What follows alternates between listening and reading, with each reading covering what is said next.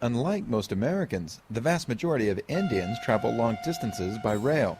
But with India's rise to prosperity, more and more Indians are taking to the air, about 33 million passengers a year. That's only about 3% of India's 1.1 billion people, so clearly there's room for growth. Still, India's air industry appears to be losing altitude. Kapil Kaul is the chief analyst for the Center for Asia-Pacific Aviation. He says the rise in fuel costs have deepened a problem that has been dogging India's air industry. Too many airlines and cutthroat competition for too few passengers.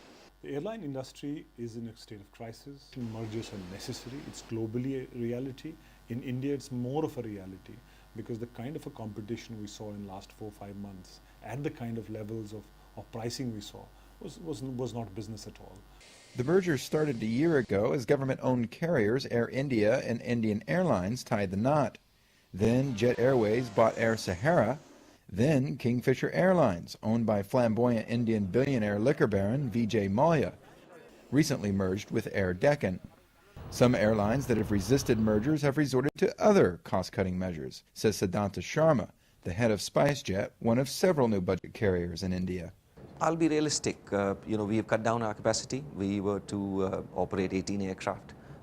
We are now down to 14. We think that is even cheaper than flying them and losing more money. The shock that the crude prices have given, people will have to absorb that and then sort of grow from there. It is not going to be a very smooth process. Not a smooth process for passengers either. They can expect higher fares as fewer planes ply fewer routes. It is also not likely to be a smooth process for plane makers, Airbus and Boeing. Already, market analysts predict nearly a third of Boeing's orders worldwide could be postponed or outright canceled, as some airlines merge to cut costs and others go belly up.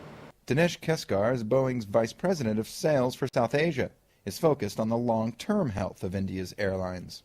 On a long-term basis, we feel pretty bullish on India.